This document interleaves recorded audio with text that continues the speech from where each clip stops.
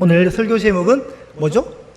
예수님의 신방. 신방 이러면 여러분 가정신방, 또 뭐 봄철에 또 가을철에 하는 대신방 이런 거 생각나시죠? 예수님이 이 땅에 오신 것 자체가 뭘까요, 여러분? 신방입니다, 신방. 그죠?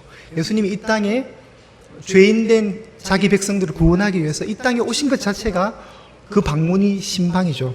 오늘 구체적인 신방 사건은 이제 베드로의 집에서 일어나는 베드로의 장모의 열병을 치유하는 그 과정 속에 신방이 있고요.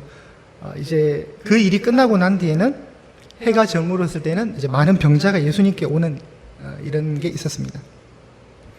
그럼 베드로가 장가를 갔을까요, 못 갔을까요? 장가를 갔을까요, 못 갔을까요? 잘 모르시겠어요? 장모님이 있는 거 보면 간 거잖아요, 그죠? 예.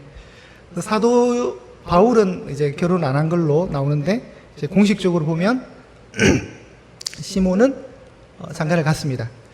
자, 몇 가지 이제 한번 나눠볼게요. 베드로가 12명의 제자 중에 항상 수제자로서의 그 리더죠, 리더. 그러니까 우리가 베드로를 오해할 때 많은 대다수의 한국의 그 이제 우리 선배 목사님들도 다 그랬고, 베드로는 굉장히 성격도 다혈질이고 뭐 급하고 실수도 많이 하고 무식하고 단순하다 이런데 베드로는 절대로 여러분 무식하지 않습니다. 베드로 전 우서를 읽어보면 알 수 있습니다. 그리고 뭐 예수님 만났다고 해서 갑자기 똑똑해지지 않습니다. 예수님이 돌아가시고 이제 승천하신 뒤에 사도행전 1장에 보면 아직 오순절이 이르기 전이었어요. 그러니까 성령을 오순절 이제 사도행전 2장에 오순절이 임하고 성령을 받았기 때문에 받은 이후에 베드로가 굉장히 그 성령의 충만함을 받고 지식의 화려함을 내뿜는 요엘서에 설교를 하고 사람들이 3,000명 회심하고 뒤에는 또 설교할 때 5,000명이 돌아온다. 그 이제 성령을 받았으니까 충분히 그럴 수 있다고 생각할 수 있지만 사도행전 1장에는요, 여러분 성령 받기 전이잖아요. 그렇게 따지면 1장에 가룟 유다의 죽음을 시편 69편과 시편 109편을 인용해서 성취되었다고 얘기하는 거예요. 여러분 우리가 솔직히 얘기해서 우리는 시편 이러면 1편하고 23편밖에 잘 모르잖아요. 그죠? 시편 119편 이런 거 잘 안 읽잖아요. 여러분 176절로 되어 있는데. 그죠? 그런데 69편에 무슨 내용이 있는지 저도 잘 몰라요. 109편에 10편에 무슨 내용이 있는지 저도 잘 몰라요. 우리 지난주에 김현철 목사님 시편 몇 편 설교했습니까? 121편 했습니다. 내가 산을 향하여 눈을, 그 정도로 우리가 알아요. 근데 69편, 뭐 109편은 우리가 잘 모릅니다. 그런데 베드로는 가룟 유다의 죽음을 시편 69편과 109편의 성취라고 본 거예요. 이 대단한 거죠.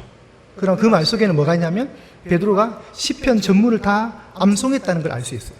암송하고 평소에 구절을 잘 알기 때문에 가룟 유다의 죽음을 생각하면서 그래 69편의 그 말씀이 이 말씀인가 보다. 그걸 적용할 수 있는 실력까지 있는 거예요. 자, 장가를 갔습니다. 어느 날 베드로가 예수라는 사람을 따르기 시작했습니다. 물고기 잡는 어부가 갑자기 사라져요. 갑자기 사라졌다가 며칠 만에 집에 들어와요. 그럼 누가 속이 탈까요? 부인이 속이 타고, 그 부인이 속이 타는 걸 보면서 옆에 장모는 더 화가 나겠죠. 그죠? 이 남편의 사람이 집안을 안 돌보고 있으니까 잊을만 하면 또 한 번씩 나갔다가 다시 돌아왔다가 물고기 잡다가, 그러다 어느 날부터는 안 들어와요. 아예 그냥. 제가 말했죠. 요한복음 1장에 베드로가 예수님 만나게 됩니다. 그리고 시간이 지나서 그물을 버려두잖아요. 그죠? 그물을 버려두고 따르다. 우리 마가복음 몇 장에 나왔습니까? 18절, 1장 18절에 나왔잖아요. 나를 따라오라, 내가 너희로 사람을 낚는 어부가 되게 하리라. 이렇게 할 때 그물을 버려두고 갔다 그랬잖아요. 이때 우리가 처음 예수님과 베드로가 만났다고 생각하시면 안 됩니다. 아시겠죠? 이 사건은 예수님이 사역 3년 반의 공생의 기간 가운데 2년이 지난 어떤 시점이에요. 그러니까 2년 동안은 베드로가 제대로 풀타임 사역자로서의 제자가 아니었고 파트타임이었단 말이에요. 파트타임. 그러니까 파트타임이니까 가끔씩 집에 들어왔다가 또 물고기 잡으러 왔다가 또 가끔씩 예수님 따라 다녔다가 잊을만하면 돌아왔다가 다시 물고기 잡다가 가정에 있는 사람들 속에 부글부글 끓는 거죠. 그리고 2년이 지난 어떤 시점에는 아예 들어오질 않아요. 그냥 아예 들어오지라 그래요. 계속 예수님 따라다닌다고 집안을 내팽개쳤어요. 그러면 가족들의 지지를 얻으려면 어떤 일이 벌어져야 될까요? 그 베드로의 가족에게 뭔가 일이 터져야 되고 그 사건을 통해서 가족의 이해를 받고 가족의 지지를 받는 사건이 하나 벌어져야 돼요. 그 사건이 오늘 사건인 거예요. 자, 한번 보겠습니다. 지금 현재 시점은 여러분 지금 이게 제가 자꾸 마가복음을 1장을 가지고 계속 쪼개서 이렇게 하니까 여러분이 이렇게 막 자꾸 나무를 보시는데 항상 성경은 뭘 보셔야 됩니까? 숲을 보셔야 됩니다. 숲을 보셔야 됩니다. 예를 들면 이런 게 있어요. 데살로니가 전서 5장 16절, 17절, 18절이 뭘까요? 항상 기뻐하라. 쉬지 말고 기도하라. 범사에 감사하라 그러잖아요. 맞죠? 여기에 보면 사도 바울이 데살로니가 성도들에게 마지막 이제 후반부에 가서 항상 기뻐하고 쉬지 말고 기도하고 범사에 감사하라고 말하는 것 같지만 실제로 그 앞에 내용 중에 7가지가 더 있어요. 그러니까 우리는 그것만 탁 떼서 딱 우리가 입맛에 딱 적게 딱 하는 거지. 앞에 가면 주위의 사역자들 귀하게 여기라, 온유하고 참아라, 믿음이 없는 자들을 도와주라, 인내해주라, 막 이런 얘기들이 더 있어요. 그러니까 우리가 그것만 톡 잡아 떼면 안 돼요. 전체를 보셔야 돼요. 예를 들면 그런 거예요. 그러니까 오늘 이 본문을 보면서 이제 뭐 예수님의 신방 이러니까 오늘 29절에서 34절을 딱 떼서 보니까 흐름을 놓칠 수 있는데 흐름을 놓치시면 안 되고 현재 배경이 되는 날은 어떤 날입니까? 안식일입니다. 안식일. 그리고 지난주에 제가 설교할 때 그 안식일 날 회당에서 어떤 일이 벌어졌습니까? 귀신 들린 사람을 만난 거예요. 그죠? 가장 거룩한 날, 유대인들에게 있어서 가장 거룩한 날 안식일. 그리고 유대인들이 가장 그 거룩한 날, 그 거룩한 장소 회당. 그런데 아이러니하게도 귀신 들린 사람이 그곳에 있는 거예요.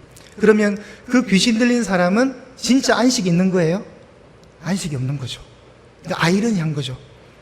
자, 그 회당에서 치유 사건을 통해서 사람들이 막 놀랍니다. 그 예수님의 가르침에도 놀라고. 그리고 나서 29절이 되는 거예요. 29절. 자, 오늘 29절 보시면 회당에서 이제 어떻게 하셨다고요? 나왔습니다. 나와서 누구의 집으로 갑니까? 시몬과 안드레의 집에 갑니다. 그러면 시몬과 안드레의 집이 회당에서 거리가 어느 정도 가깝다고 여기시면 돼요. 아주 먼 거리가 아니었던 것 같아요. 지금 안식일입니다. 안식일 이 당일날 회당에서 일을 끝내고 나와서 지금 누구의 집으로 가냐면 베드로와 안드레의 집에 갑니다. 그러면 베드로와 안드레의 집이랄 때 공동 거주였던 것 같죠? 그러면 꽤 규모가 있는 집이었고 장모님까지 모시고 살았다면 그렇게 가난한 집이 아니었을 확률이 있다는 거죠. 어느 정도 재정이 되는 경제력이 되는 바탕을 입고 특별히 야고보와 요한은 부잣집 아들이라 제가 그랬습니다. 그죠? 품꾼들과 아버지를 버리고 그물을 버리고 쫓아갔다 그랬잖아요. 그죠? 그러니까 야고보 요한도 부자 도련님들이고 시몬 베드로와 안드레도 어느 정도 경제력이 있는 집안으로 유출을 할 수 있습니다. 30절 그 집에 들어갈 때 이제 누가 있습니까? 베드로의 장모님이 열병으로 누워있는 거예요. 이거 코로나 걸린 거예요. 코로나 걸려가지고 힘들게 있는 거죠. 우리가 백신 맞기 전에 코로나는 사망률이 되게 높았잖아요. 지금 그 정도로 생각하시면 돼요. 이 열병이 뭐다 분석하실 필요는 없어요. 솔직히 그냥 열병이었어요. 그냥 누워 있었습니다. 자, 누가복음에 보면 누가복음의 4장에도 동일한 기사가 나오는데 그게 보면은 이 열병을 누가복음에는 누가가 어떻게 표현했냐면 중한 열병이라 그랬습니다. 그러니까 코로나를 딱 만난 거예요. 코로나. 우리 오늘날로 말하면 코로나. 백신 맞기, 백신이 개발되기 전에, 치료제가 개발되기 전에 초창기 때 그 창궐했던 코로나. 그걸 생각하시면 됩니다. 굉장히 심각한 지병으로 있을 때 예수님이 가셨고 만나주셨다는 거죠. 자, 예수님이 가셨습니다. 이 열병은 어떻게 될까요? 당연히 고쳐질 겁니다. 기적이 일어나는 거죠. 그래서 1번에 보시면 기적의 종류가 있는데 보통 통상적인 기적은 세 종류입니다. 첫 번째, 영적인 상황. 귀신을 쫓아내는 기적이 있습니다. 야, 이거 원래는 제가 저렇게 안 드렸는데 또 우리 목사님이 일일이 작업 다 하셨어요. 우리 방송으로 오시는 분들은 오늘 좀 업그레이드된 서비스를 제공해 드리는 겁니다. 여기 우리 현장에 계신 분들은 종이를 받으시기 때문에 뭐 당연한 거지만 방송으로 보시는 분들은 자료가 없기 때문에 좀 그렇죠. 오늘 자료를 올려드렸고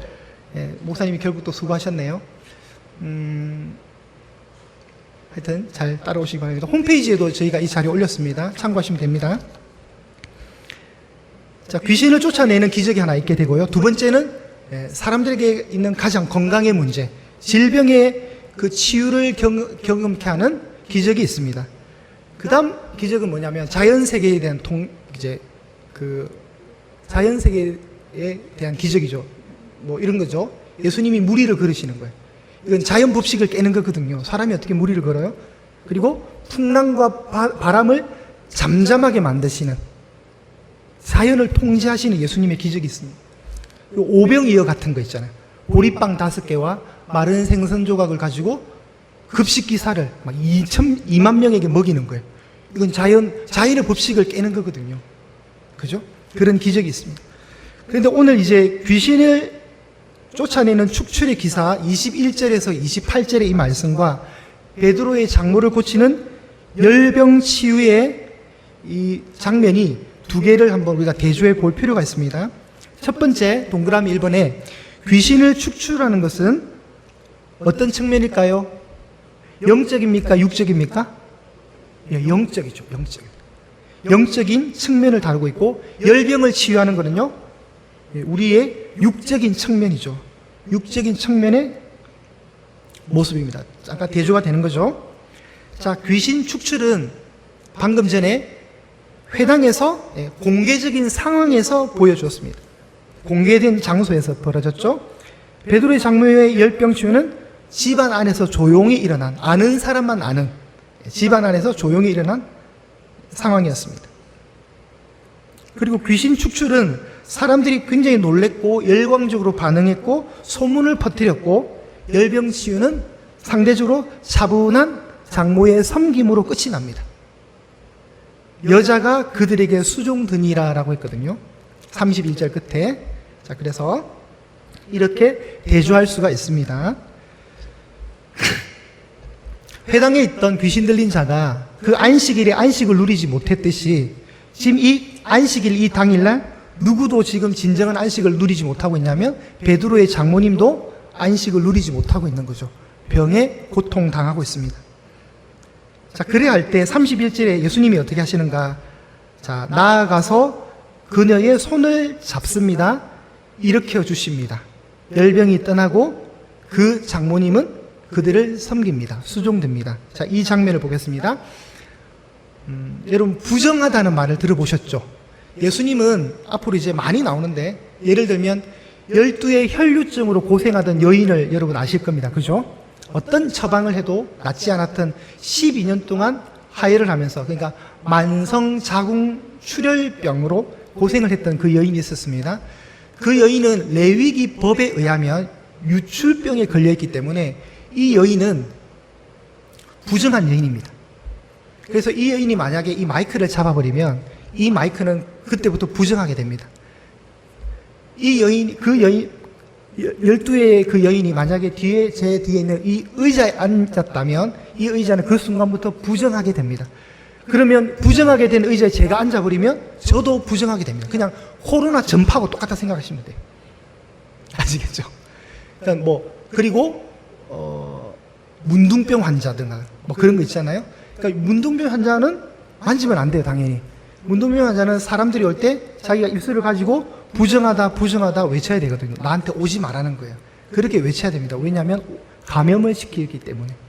오늘 마찬가지로 이렇게 질병에 있는 사람은 만약에 만져버리면 그 만진 사람은 어떻게 되면 같이 부정하게 되는 거예요. 그래서 그의 손을 잡았다 할 때 그냥 쉽게 생각하시면 안 돼요. 예수님은 이 여인에게 만약에 손을 이렇게 갖다 대면 예수님이 어떻게 돼요? 부정하게 되는 거예요. 그 상태가. 그래서 스킨십이 굉장히 중요하잖아요. 그죠? 우리가 배 아야 할 때 어린 시절에 어때요? 엄마가 그냥 배에 이렇게 쓰담쓰담 해주면 좋잖아요. 그리고 병원에 갔는데 의사가 괜히 그냥 아픈 부위 한번 만져주면 나을 것 같잖아요. 이게 스킨십의 효과란 말이에요. 그렇듯이 예수님이 중환열병으로 앓고 있는 이 여인의 손을 잡았다는 것은 굉장히 따뜻한 겁니다. 따뜻함의 접근이죠. 근데 중요한 것은 예수님이 부정하게 되지 않았다는 거예요. 오히려 그 여인이 정하게 되었다는 거죠. 그게 예수님이 주신 능력입니다. 능력. 그리고 일으키시다, 일으키시니라는 표현이 있는데 이것도 누워있던 사람을 단순히 일으키는 표현이 아니라 성경의 단어는 굉장히 아주 주의 있게 단어를 하나씩 쓰거든요. 그러니까 이 단어가 어떤 용례를 가지고 있는지를 보겠습니다. 마가복음 5장 41절, 14장 28절, 요한복음 12장 1절에서 이 단어가 똑같이 쓰여지게 됩니다. 여러분, 마가복음 5장 41절은 소녀야 일어나라 달리다고 마시죠. 회당장 야이로의 12살 소녀를 살리는 장면입니다. 죽었던 그 소녀를 살리는 장면인데 그때 소녀야 일어나라 할 때 그 일어나라가 일으키신이라는 동사와 똑같은 거예요. 그리고 마가복음 14장 28절에 예수님이 내가 살아난 후에 너희들보다 먼저 갈릴리로 갈 것이다 라고 얘기할 때 내가 살아났다. 예수님이 살아난 걸 두 글자로 뭐라 해야 돼요? 부자로 시작하는데 부활이죠. 여러분이 마스크를 끼고 있으니까 제가 전혀 모르겠습니다. 혹시 이거 에어컨 꺼도 되나요? 만약에 더우면 다시 켜드릴게요. 네. 이거 혹시 꺼주실 수 있나요? 제가 너무 이게 소음이 네. 네, 여기도 잠깐. 이렇게 조용한데 세상에 바람아 잠잠하라 하고 똑같은 것 같아요 지금. 이렇게 조용한데 네. 만약에 더우시면 이렇게 하세요 저한테. 그럼 바로 켜드릴게요. 그 전에 빨리 끝내면 되니까 제가. 자, 예수님이 내가 살아난 후에 너희보다 먼저 갈릴리로 갈 것이야 라고 할 때 살아났다는 표현이 지금 장모를 일으키다 할 때 그 일으키다 단어와 똑같다는 거예요. 그 다음 요한복음 12장 1절에 보면 죽은 나사로가 살아났다 이 얘기가 나오잖아요.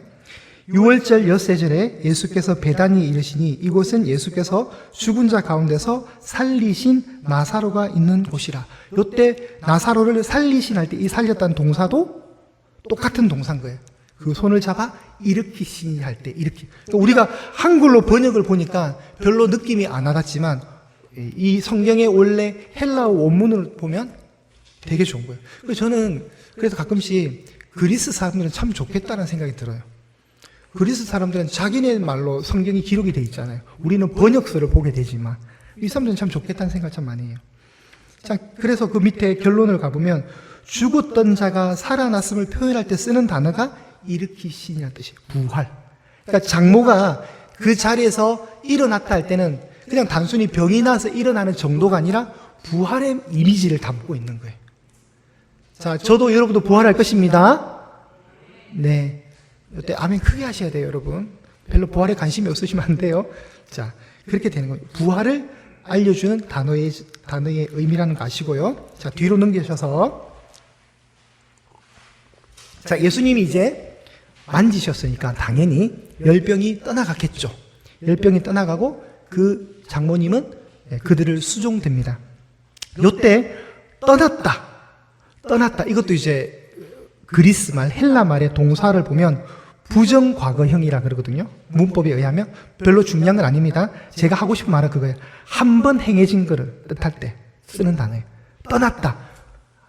한 번 딱 단회적으로 끝난 거예요. 그냥 떠났다. 그런데 수종을 든다. 수종을 들었다 했잖아요. 수종을 든다는 말은 미완료형이라 해가지고 완료되지 않는 거예요. 그 말은 뭐냐면 계속해서 수종을 들었다는 거예요. 그럼 이 현장에서만 수종된 게 아니라 예수님이 가버나움에서 사역을 하실 때 자주 베드로의 집에 방문을 하셨을 것이고 그때마다 베드로 장모는 예수님이 자기를 고쳐줬잖아요. 그러니까 그 감사하는 마음이 있겠죠. 그러니까 언제든지 수종을 들었다고 이해하시면 되는 거예요. 만약에 사위라는 사람이 맨날 나갔다가 가정에 생계는 내팽개치고 돌아다니고 그러다가 예수님 만났어요. 얼마나 화가 나겠어요. 저 인간 때문에 우리 사이가 업무를 도대체 안 본다고 가정을 내팽개친다고 원망하겠죠. 그런데 베드로의 장모는 예수님을 통한 회복의 간증을 가진 흔적을 가진 사람이니까 예수님을 어떻게 봤을까요? 굉장히 존경하는 의미로 섬겨드렸겠죠. 자, 그래서 계속해서 수종 들었다는 이미지가 있습니다. 요때 수종 든다가 자, 우리 밑에 가시면 집사라는 단어가 여기서 나왔습니다. 수종 든다. 그러면 여러분이 집사라는 직분은 다 기본적으로 가지고 계셨고 과거에도 가지셨잖아요. 그 의미가 뭐냐면 집사의 임무는 곧 뭐다? 수종을 드는 것을 집사의 임무로 본다고 생각하시면 됩니다.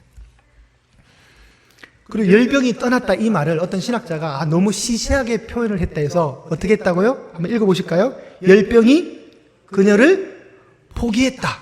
너무 멋있는 표현 아니에요, 여러분? 열병이 그녀를 포기했대요.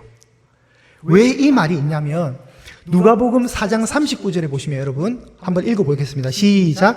예수께서 가까이 서서 열병을 꾸짖으신데 병이 떠나고 여자가 곧 일어나 그들에게 수종되니라. 이거는 누가복음에 있는 상황입니다. 누가복음에는 제가 말했듯이 중한 열병이라고, 방금 우리가 읽은 구절은 39절이지만 38절에 열병을 중한 열병, 굉장히 심각한 코로나로 묘사를 하고 있습니다.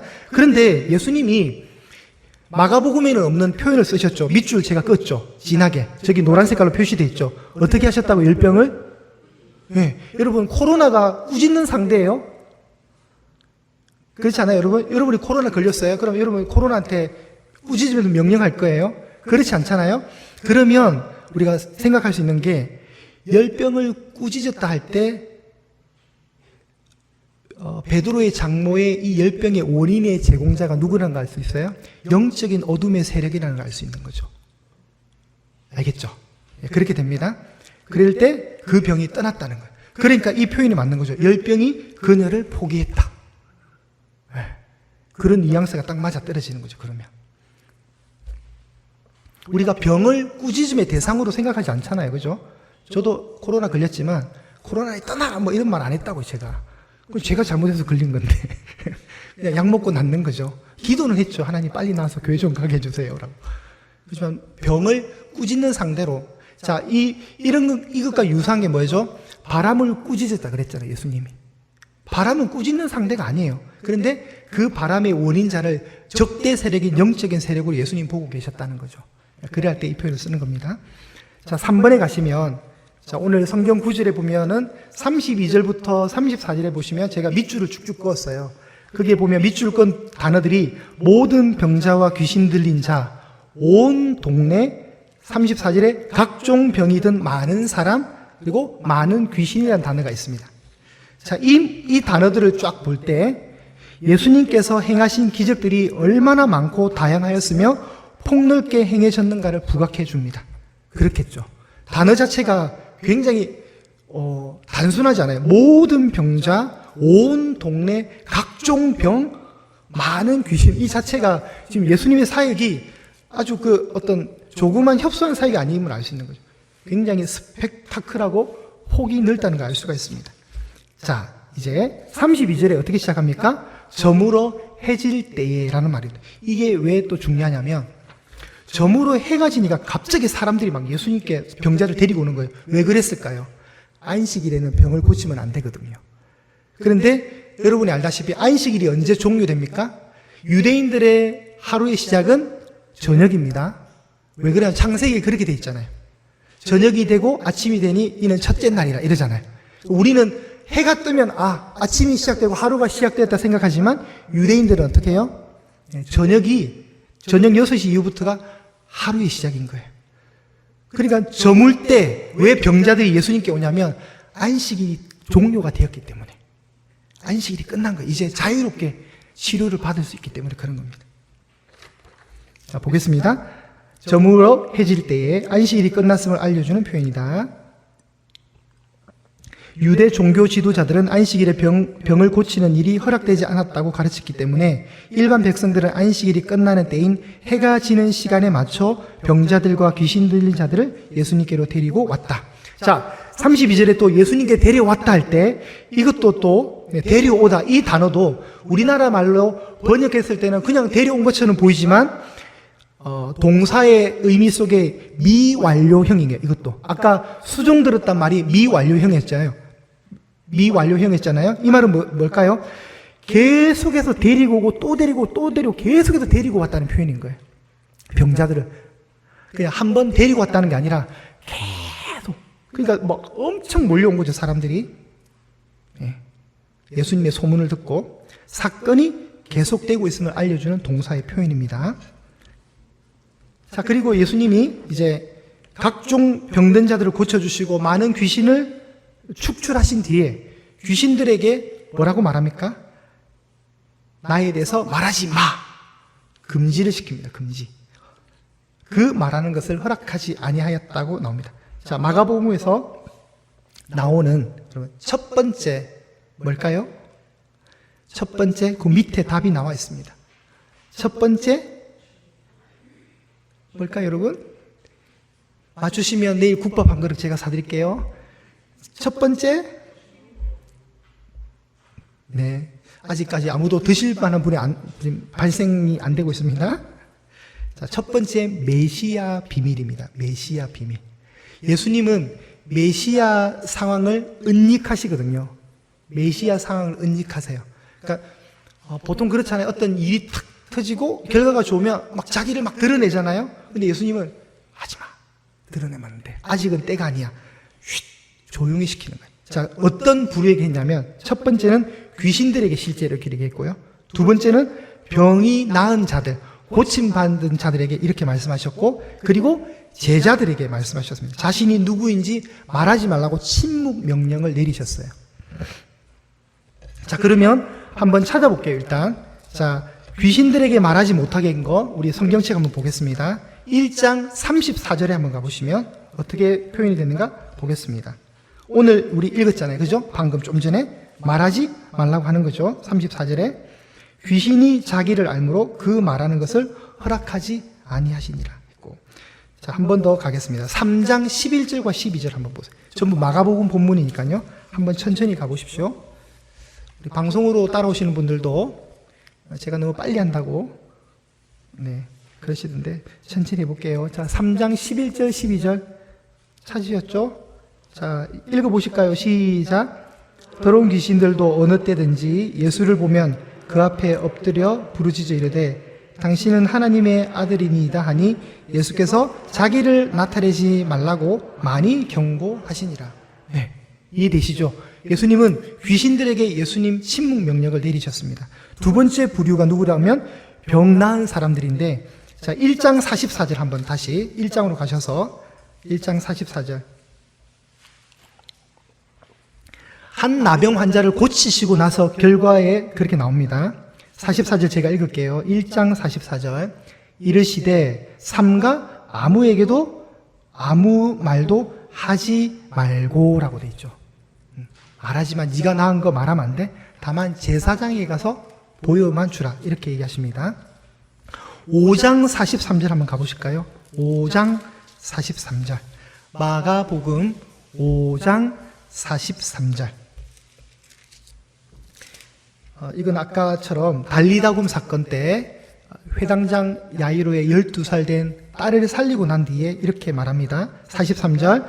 예수께서 이 일을 아무도 알지 못하게 하라고 그들을 많이 경계하시고, 병난 이 사건을 얘기하지 말아요. 얘기하지 말라고 합니다. 자, 7장 36절 뒤로 한번 가보실까요? 7장 36절. 7장 36절. 에바다 사건이 있습니다. 에바다 사건. 귀가 열리고 혀가 풀리는 그 에바다 사건 때 36절에 한번 읽어보실까요? 시작. 예수께서 그들에게 경고하사 아무에게도 이르지 말라 하시되.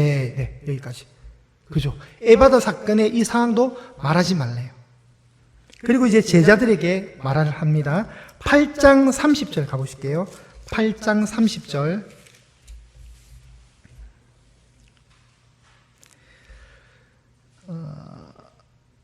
제가 읽겠습니다. 이에 자기의 일을 아무에게도 말하지 말라 경고하시고, 제자들에게 이렇게 말씀하십니다. 너희는 나를 누구라 하느냐? 주는 그리스도십니다 할 때, 야, 말하지 마 그거 라고 당부하는 거죠. 그리고 이제 마지막 보겠습니다. 9장 9절. 9장 9절. 예수님 변화산, 높은 산 변화산에 가셔가지고 흰 옷 입은 광채로 변화되시죠. 모세도 만나고 엘리야도 만나잖아요. 그 사건입니다. 그 사건을 하시고 나서 9장 9절에 우리 합독하실까요? 시작. 그들이 산에서 내려올 때에 예수께서 경고하시되 인자가 죽은 자 가운데서 살아날 때까지는 본 것을 아무에게도 이르지 말라. 이해가 되시죠? 이게 뭐라고요? 메시아 비밀, 은닉사상인 거예요. 은닉사상. 누구에게 했다고요? 귀신들에게, 병고침을 받은 사람들에게, 그리고 제자들에게 말하지 말라는 거예요. 나에 대해서. 자, 이유는 뭘까요? 이유는 예수님이 잘못된 메시아관으로 사람들이 오해할까봐 그러신 거예요. 그릇된 열기 속에서. 그러니까 예수님이 잘못된 정치적 메시아, 배고플 때 먹을 것을 주고 병든 자를 고쳐주는 그 정도의 메시아로 이해할까봐. 그러니까 인간의 필요가 있을 때 그거 채워주는 그 정도의 메시아. 근데 예수님의 큰 하늘로부터 임무를 받은 사명은 뭐죠? 십자가에서 죽는 겁니다. 그죠? 십자가에 죽는 거. 그러니까 예수님의 사명이 흐려지지 않기를 바라는 거죠. 실제로 오병이어 뒤에 어떤 일이 벌어졌다 했습니까? 사람들이 예수님을 억지로 잡아서 자기들의 임금으로 삼으랬잖아요. 왕으로 옹립하려 했잖아요. 왜요? 로마에 대항할 수 있는 카리스마를 가진 힘의 군주를 열망했거든요. 그런 거 아니라는 거예요, 예수님은. 그러니까 때가 될 때까지. 그때는 언제입니까? 예수님이 죽은 자 가운데 살아날 때까지. 그때까지 참아야 되는 거예요. 자, 그래서 침묵 명령을 내리셨습니다. 오늘 본문의 이야기는 이렇게 흘러오고 있습니다. 열병으로 있던 베드로의 장부를 고쳤고, 그리고 안식일이 끝나는 해가 딱 졌을 때 많은 사람들이, 온 동네에 많은 사람들이 그 집의 문 앞에 다 들이닥쳐가지고 각종 병든 자들이 고침을 받았고, 많은 귀신에 사로잡힌 자들이 치유를 받는 그 역사가 있었던 거죠. 그를 할 때 귀신들이 예수님을 알기 때문에 말하지 말라고 명령을 했던 이 상황입니다. 자, 오늘 이 말씀에 이제 적용을 한번 보도록 하겠습니다. 적용을 읽어볼게요. 예수님은 메시아로서 자신의 사역을 계속하고 있다. 안식일에 귀신을 내어 쫓으시고 또한 병든 자들을 치료하심으로 안식일을 자신의 사역을 통해서 이루고 계신다. 또한 안식일에 고통받는 하나님의 백성들을 풀어주시고 그들의 삶에 참된 안식을 주시는 거죠. 참된 안식을 허락하시고 계신다. 이는 곧 자신이 이 땅에 오셔서 이루고자 하시는 목적이다. 즉 예수께서 인간들을 죄에서 해방시키시고 또한 사탄의 압제에서 해방시키기 위하여 이 땅에 오셨기 때문에 고통받는 영혼을 위하여 예수님은 친히 기적을 행하시고 회복과 안식을 주시고 계신다. 사탄의 권세를 물리치신 예수님께서 귀신들을 몰아내셔서 인간들에게 자유를 주시고 계신다. 나는 이 자유를 온전히 누리고 있는가? 이 물음에 우리는 당당히 외칠 수 있습니다. 뭐라고요? 나는 자유하다. 아멘? 네. 여러분이 자유할 때는 죄로부터의 자유, 죽음으로부터의 자유입니다. 네. 속박으로부터의 자유. 이게 복음이 허락된 예수님의 십자가의 은혜가, 구속의 은혜가 준 결과들인 거예요. 그걸 얼마나 좋습니까? 자유합니다. 자유. 그래서 자유하지 못하기 때문에 많은 종교에 뭐가 있냐면 수행 행위가 있는 거죠. 불교에 가면은 108번 절을 하게 되고 다리를 꼬고 참선을 하게 되고, 힌두교에 가면은 막 이런 거 있잖아요. 막 꼬아가지고, 그게 이제 요가의 시초죠. 막 꼬아가지고 막 이렇게 하고 있고, 무릎으로 계단 오르기 하고 있고, 막 그런 거 있잖아요. 네. 그런 게 뭐예요? 자신의 죄의 업보를 조금이라도 씻기 위해서 어떤 수행 행위를 하는 거죠. 자기 스스로가. 그런데 근본적으로 해결이 되지 않습니다. 예수님 만나기 전까지는. 예수님을 만날 때만 이 모든 게 허락이 되는 거죠. 지금 예수님이 이 땅에 오셔서 하나님 나라를 선포했고, 하나님 나라의 정상으로 어떤 게 일어납니까? 병든 자가 고침을 받고 눌린 자가 자유함을 얻는 이런 정상들이 막 일어나고 있는 거죠. 오늘 이 말씀을 잘 생각하시고 우리에게 참 자유를 주신 그분께 여러분이 마음을 드렸으면 좋겠습니다. 그래서 죄에서 자유를 얻게 하는 보혈의 능력입니다.